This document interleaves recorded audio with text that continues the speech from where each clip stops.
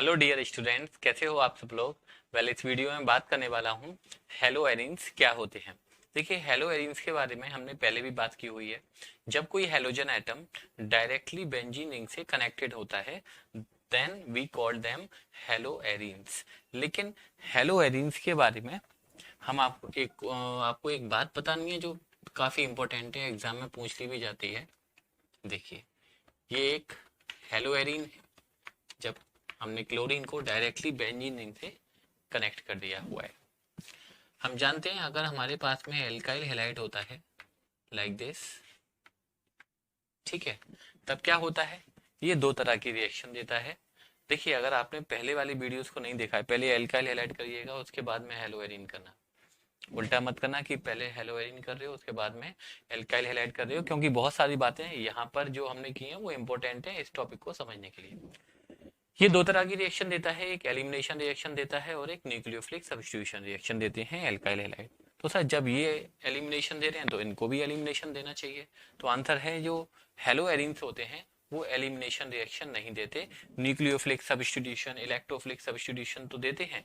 जैसे हम यहाँ से एलिमिनेशन करें इसका NaOH के साथ में, इसको अगर हम गर्म करेंगे एल्कोहलिक NaOH, तो क्या होगा, यहाँ से H, यहाँ से Cl और यहाँ से H आउट हो लेगा और क्या बन जाता है, एक एथीन बन जाता है, एल्कीन बन जाता है। यहाँ पर भी सर हो सकता है ऐसा, इसको हम NaOH के साथ में गर्म करें, यहाँ से H और यहाँ से Cl आउट हो जाए, यहाँ से H और यहाँ से Cl आउट हो जाएगा, तो क्या यहाँ पे डबल बॉन्ड बन जाएगा। तो आंसर है नो।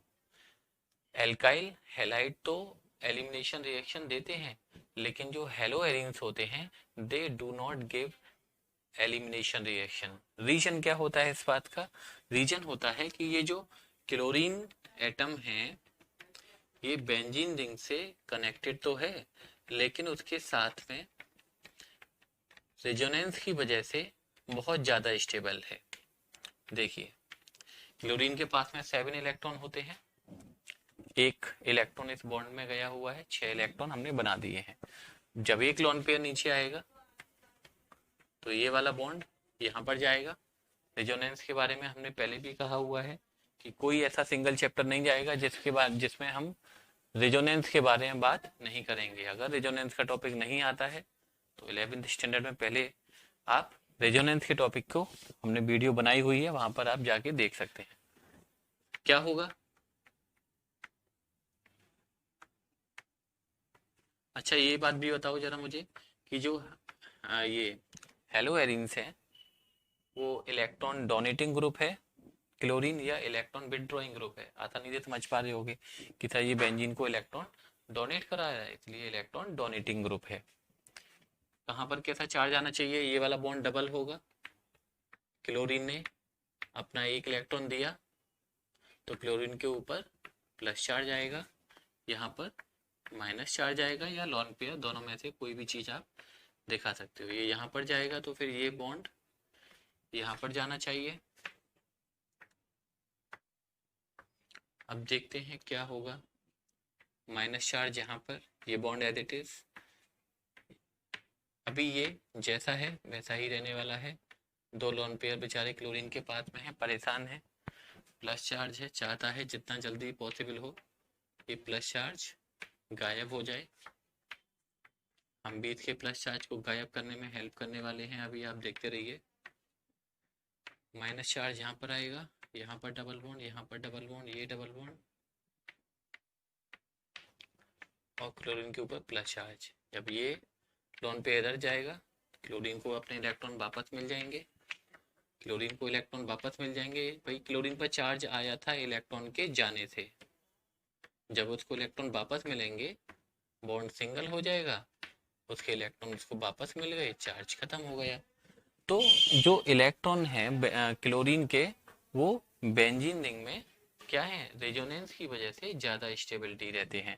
इसीलिए जो हेलो एल्केन्स होते हैं या एल्काइल हैलाइड होते हैं वो तो एलिमिनेशन रिएक्शन देते हैं, लेकिन हेलो एरिन्स एलिमिनेशन रिएक्शन नहीं देते, because haloarenes are stable due to resonance. और ये रेजोनेटिंग स्ट्रक्चर आप आसानी से बना सकते हो। क्लोरीन की जगह ब्रोमीन, आयोडीन कोई भी लिया जा सकता है। अब आपने एक बात और नोटिस की होगी कि ये chlorine is electron donating group.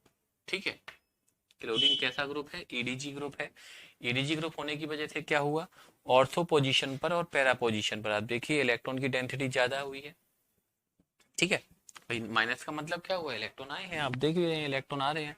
Ortho and para position पर इलेक्ट्रॉन डेंसिटी रिच हो गई है। तो अगर कोई इलेक्ट्रोफाइल आएगा, ठीक है, जब मैं बोल रहा हूँ इलेक्ट्रोफाइल तो आपको पता होना चाहिए कि इलेक्ट्रोफाइल क्या होते हैं। इलेक्ट्रोफाइल ऐसी स्पेसीज को बोला जाता है जो खुद इलेक्ट्रॉन डेफिशिएंट होते हैं, ऐसी जगह पर अटैक करते हैं जो इलेक्ट्रॉन रिच होती है।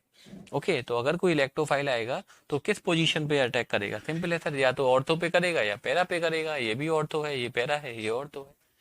तो अगर आप इनका वो कराएंगे एलिमिनेशन, सॉरी इलेक्ट्रोफिलिक सब्स्टिट्यूशन कराएंगे, जैसे नाइट्रेशन कराएं, right, Friedel Crafts, ethylation, alkylation, sulphonation, chlorination, कोई भी रिएक्शन कराओगे तो वो सब कहाँ पर होगा? या तो ऑर्थो पर होगा या फिर पैरा पर होगा। देखो मैं आपको करके भी दिखा। तो अगर आप इलेक्ट्रोफिलिक सब्स्टिट्यूशन कराएंगे हेलो एरिन्स का तो कहाँ पर होगा? ऑर्थो पोजीशन पर होगा या पैरा पोजीशन पर होगा। एग्जाम्पल मैं आप लोगों को बताता हूँ। जैसे मैंने ये बेंजीन रिंग बनाई, अब ऑर्थो और पैरा पर ही क्यों होगा? चलिए, ये रहा क्लोरोबेंजीन। ठीक है, क्लोरोबेंजीन का अगर आप कोई इलेक्ट्रोफाइल कराएंगे, ठीक है, ई फॉर इलेक्ट्रोफाइल कोई आया, कहाँ पर अटैक करेगा भाई? ये सीधा सीधा ऑर्थो पोजीशन पर करेगा और पैरा पोजीशन पर करेगा। सर ऑर्थो पर क्यों करेगा, पैरा पर क्यों करेगा? क्योंकि क्योंकि जल्दी बता दो, क्योंकि जो क्लोरीन है this is EDG group. EDG का मतलब समझते हैं? Electron donating group. Due to this ortho and para position become electron rich, that's why electrophile attack on ortho position and para position. और रिजोनेटिंग स्ट्रक्चर आप बना के दिखा देंगे जो अभी अभी हमने आप लोगों के सामने बनाई थी। अच्छा, एक बात और, यहाँ पर ऑर्थो डायरेक्टिव प्रोडक्ट मिला और पैरा डायरेक्टिव प्रोडक्ट मिला। इन दोनों में से सर मेजर प्रोडक्ट कौन सा होता है? क्या दोनों मेजर होते हैं? 50-50% होता है। तो इस बात को ध्यान रखना, para para directive product major होता है। उसका रीजन होता है, एक तो मोर सिमेट्रिकल होता है, दूसरी बात यहाँ पर देखो दो बड़े बड़े ग्रुप रहेंगे तो ये आपस में रिपेल भी कर सकते हैं। ठीक है, ये दोनों सिमेट्रिकल हैं, दूर हैं तो रिपल्शन कम होगा, जितना कम रिपल्शन होगा स्टेबिलिटी उतनी ज्यादा आएगी, जो ज्यादा स्टेबल होगा वो उतना ज्यादा बनेगा भी। तो इसलिए हम कह रहे हैं कि पैरा वाला जो प्रोडक्ट होता है वो मेजर होता है। ये बात भी आप लोगों को ध्यान रखना है। रीजन पूछे तो आप एक सिंपल सा वर्ड ध्यान में रखें, more symmetrical. Para directive product is more symmetrical and ortho directive product is less symmetrical. Correct. तो अगर मान लीजिए इसका आप हेलोजिनेशन करा रहे हैं, ठीक है, पहले ही हेडिंग लिख लीजिए हेलोजिनेशन। हेलोजिनेशन में क्या होता है? देखिए, हम इसकी रिएक्शन करा रहे हैं क्लोरीन के साथ में। ठीक है, क्लोरीन, ब्रोमीन भी आप ले सकते हैं, Br भी ऐड कर सकते हैं। ठीक है, और साथ में ले लीजिए एनहाइड्रस FeCl3। ठीक है, तो एक बार आप ऑर्थो डायरेक्टिव प्रोडक्ट बनाइए, ऑर्थो पर लगा दीजिए क्लोरीन एटम, और दूसरी बार में पैरा डायरेक्टिव प्रोडक्ट बना दीजिए। इसका नाम क्या रहेगा? Ortho di chloro benzene. ठीक है, या फिर आप इसको 1,2 डाई क्लोरो बेंजीन भी बोल सकते हो। इसको क्या बोलोगे आप? पैरा डाई क्लोरो बेंजीन, या फिर दूसरा नाम आप क्या बोलेंगे? 1,1,2,3,4 1,4 डाई क्लोरो बेंजीन। राइट, ये हुआ हेलोजिनेशन। दूसरा कराते हैं, चलिए दूसरा क्या कराएं? नाइट्रेशन करा लेते हैं।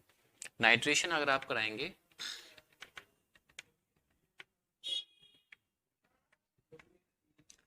नाइट्रेशन किसके साथ होता है? अच्छा, ये और देख लीजिए, इसको बैलेंस करने के लिए यहाँ से H आउट हुआ, यहाँ से Cl आउट हुआ, तो आपको यहाँ पर HCl भी मिलेगा, 2 बार मिलेगा, क्योंकि इसको भी आपको 2 लेना पड़ेगा। ठीक है, यहाँ भी 2 लगाना पड़ेगा। वेल ऑर्गेनिक में आप इतना रिएक्शन बैलेंसिंग के पीछे या बाई प्रोडक्ट के पीछे हम नहीं भागते हैं, हमारा मेन प्रोडक्ट लिखना ज्यादा इंपॉर्टेंट होता है कि मेन प्रोडक्ट क्या बन रहा है। इसका अगर आप नाइट्रेशन कराएं तो नाइट्रेशन में क्या होता है, concentrated H2SO4 and concentrated HNO3।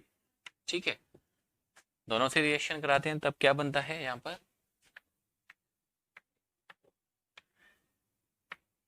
Okay, chlorine nitro group लगेगा, ऑर्थो पोजीशन पर भी लगेगा और पैरा पोजीशन पर भी लगेगा।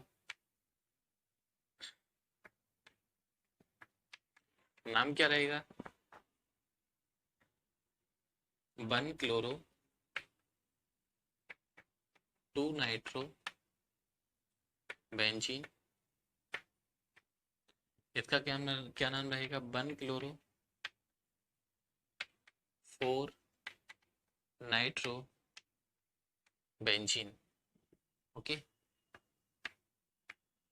सिंपल सी बात आप लोग ध्यान रखें कि अगर आप नाइट्रेशन करा रहे हैं तो NO2 ग्रुप अटैच होना है ऑर्थो पोजीशन पे, पैरा पोजीशन। हेलोजिनेशन करा रहे हैं, Cl लगा रहे हो तो Cl ऐड कर दीजिए, Br लगा रहे हो तो Br ऐड कर दीजिए। इसी तरह से अगर आप सल्फोनेशन कराते हो, ठीक है, तो हेडिंग लगा लीजिए सल्फोनेशन। सल्फोनेशन में क्या किया जाता है ये समझ लीजिए। सल्फोनेशन में हम कोई भी एरोमेटिक कंपाउंड को रिएक्ट करते हैं कॉन्सनट्रेटेड H2SO4 के साथ में और सल्फोनिक एसिड बनता है। देखिए, एक बार ऑर्थो पोजीशन पर लगाएंगे हम सल्फोनिक ग्रुप को और एक बार पैरा पोजीशन पर लगा देंगे।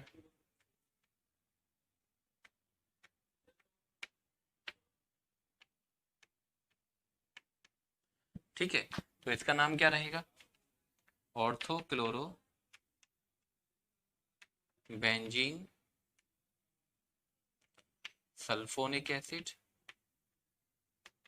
और इसका नाम क्या रहेगा, para chloro benzene sulphonic acid. 3 तरह का इलेक्ट्रोफिलिक सब्स्टिट्यूशन हो गया, हेलोजिनेशन हो गया, नाइट्रेशन हो गया, सल्फोनेशन हो गया। अब बात करते हैं फ्रीडल क्राफ्ट, जिसमें 2 रिएक्शन देखी जाएंगी, एक एसाइलेशन और एक alkylation. Well, Friedel craft alkylation and Friedel Crafts acylation, 2 तरीके का फ्रीडल क्राफ्ट में रिएक्शन होता है, एक एल्काइलेशन होता है और एक एसाइलेशन होता है। तो देखिए, सबसे पहले बात कर लेते हैं एसाइलेशन का कि फ्रीडल क्राफ्ट एसाइलेशन रिएक्शन क्या होती है। सबसे पहले हमें क्लोरोबेंजीन तो लेना ही पड़ेगा क्योंकि हम हेलोएरीन्स के बारे में स्टडी कर रहे हैं। और आप लोगों को याद होना चाहिए, एसाइलेशन में हम रिएक्शन कराते हैं मिथाइल क्लोराइड के साथ में in the presence of anhydrous AlCl3, right. Aluminium chloride की प्रेजेंस में ये रिएक्शन होती है। आप लोगों को पता है, यहाँ से H आउट होगा ऑर्थो पोजीशन से और यहाँ पर एक मिथाइल ग्रुप लगेगा तो टोलुइन बनेगा। ऑर्थो डायरेक्टिव भी होना चाहिए और पैरा डायरेक्टिव भी होना चाहिए। तो ये इनमें से आप लोग हमें बताओगे कि मेजर प्रोडक्ट कौन सा रहेगा, प्लस ट्वाइस HCl। जरा इसको बैलेंस करने के लिए इसको 2 ले लीजिए, इसको 2 ले लीजिए। तो ये हमारा मेजर प्रोडक्ट रहेगा। नाम लिखना चाहो नाम भी लिख सकते हो, ortho chloro toluene and para chloro toluene. 2 तरीके के प्रोडक्ट मिलेंगे हमेशा, क्योंकि रीजन हमने बता दिया क्यों, ऑर्थो और पैरा पोजीशन इलेक्ट्रॉन रिच होती हैं, तो जो इलेक्ट्रोफाइल आता है दोनों पोजीशन पे जाके अटैक करता है। इस रिएक्शन को हम बोलते हैं फ्रीडल क्राफ्ट एसाइलेशन रिएक्शन। अब बात करते हैं फ्रीडल क्राफ्ट एल्काइलेशन। एल्काइलेशन में क्या होता है ये भी देख लेते हैं। चलिए, एटलीस्ट आप लोगों को जब हम ये वर्ड बोल रहे हैं कि सर एसाइलेशन एसाइलेशन, तो आप लोगों को तुरंत माइंड में ये आ जाना चाहिए कि एसाइलेशन में क्या होता है। एसाइलेशन में हम कोई भी कंपाउंड है उसकी CH3Cl मिथाइल क्लोराइड के साथ रिएक्शन कराते हैं in the presence of anhydrous AlCl3। अब ये इलेक्ट्रॉन डोनेटिंग ग्रुप है तो ऑर्थो पैरा पोजीशन पर मिथाइल ग्रुप लग जाएगा। ऐसे ही आप लोगों को याद आना चाहिए कि एल्काइलेशन में क्या कराते हैं, एल्काइलेशन में हम रिएक्शन कराते हैं एसिटल क्लोराइड के साथ में। ठीक है, एसिटल क्लोराइड आपको पता होना चाहिए, CH3COCl in the presence of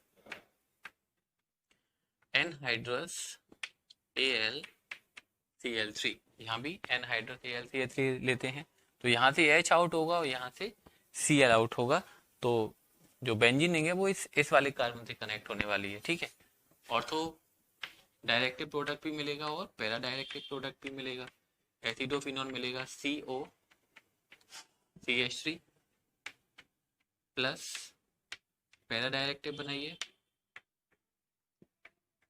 COCH3 plus twice HCl, यहाँ से Cl और यहाँ से H, बैलेंस करने के लिए इसको आप दवा ले लीजिए, इसका नाम लिखेंगे तो ऑर्थोक्लोरो एसिडोफिनॉल पैराक्लोरो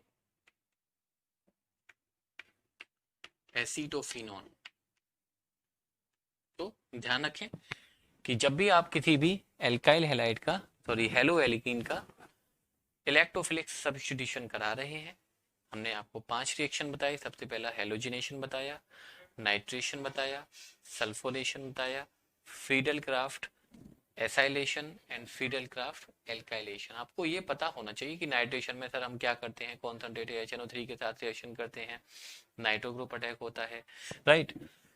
फ्रीडल क्राफ्ट एसाइलेशन में क्या होता है, एल्काइलेशन में क्या होता है, हेलोजिनेशन में क्या होता है, सल्फोनेशन में क्या होता है। ये सारी बातें, छोटी छोटी बातें अपने माइंड में ध्यान रखो, तो कोई भी रिएक्शन को आसानी से दिमाग में रखा जा सकता है, रटने की कभी भी जरूरत नहीं पड़ेगी। रटेंगे तो ऑर्गेनिक केमिस्ट्री में काम नहीं चल पाएगा। अब एक बात और बताते हैं स्टूडेंट कि जितने भी तरह का इलेक्ट्रोफिलिक सब्स्टिट्यूशन रिएक्शन होता है हेलो एरिन्स में, ये थोड़ा डिफिकल्टी के साथ में होता है। डिफिकल्टी से मतलब देखो, हमने यहाँ पर एक कैटालिस्ट के तौर पे लगाना पड़ रहा है, टेम्परेचर प्रेशर थोड़ा ज़्यादा लगाना पड़ता है। इस बात का रीजन क्या होता है, क्योंकि ये जो क्लोरीन एटम होता है, हम जानते हैं क्लोरीन एटम, अभी अभी हमने बताया क्लोरीन एटम के पास में लोन पेयर है, तो ये इलेक्ट्रॉन प्रोवाइड करा रहा है। मतलब ये कैसा ग्रुप है, इलेक्ट्रॉन डोनेटिंग ग्रुप है। कौन से इफेक्ट की वजह से, because of mesomeric effect. Okay, because of mesomeric effect, या आप रेजोनेंस इफेक्ट भी बोल सकते हो। लेकिन आप ध्यान दें, ये क्या है, कार्बन है और यहाँ पर है क्लोरीन। तो कार्बन और क्लोरीन में कौन ज्यादा इलेक्ट्रोनेगेटिव होता है, तो हम जानते हैं chlorine is more electronegative than carbon. इसलिए दिक्कत क्या होती है, means chlorine electron withdrawing group का भी काम कर रहा है बिकॉज ऑफ इंडक्टिव इफेक्ट। अब ये इंडक्टिव इफेक्ट क्या होता है, सब लोग समझते ही हो ना, कि जब इसकी इलेक्ट्रोनेगेटिविटी ज्यादा है तो ये यहाँ के इलेक्ट्रॉन को अपनी तरफ खींचेगा। तो ये दोनों काम कर रहा है, इलेक्ट्रॉन डोनेटिंग ग्रुप का भी काम कर रहा है, क्योंकि ये मैथोमेरिक इफेक्ट की हेल्प से इलेक्ट्रॉन प्रोवाइड करा रहा है रिंग को। इलेक्ट्रॉन विड्रॉइंग ग्रुप का भी काम कर रहा है कि कौन से वाले इफेक्ट से, इंडक्टिव इफेक्ट से। ठीक है, तो ध्यान रखना, हेलो एरिन्स में जो इंडक्टिव इफेक्ट होता है ये ज्यादा होता है in comparison with mesomeric effect. इसीलिए जितने भी हेलो एरिन्स होते हैं वो इलेक्ट्रोफिलिक सब्स्टिट्यूशन रिएक्शन देते तो हैं, लेकिन डिफिकल्टी के साथ देते हैं, आसानी से नहीं देते। डिफिकल्टी से मतलब क्या है, इनको मनाना पड़ेगा कि सर रिएक्शन दे दो। डिफिकल्टी से मतलब ये है कि रिएक्शन में हमको टेम्परेचर ज़्यादा रखना पड़ेगा, प्रेशर ज़्यादा रखना पड़ेगा, तब जाके ये रिएक्शन होती हैं।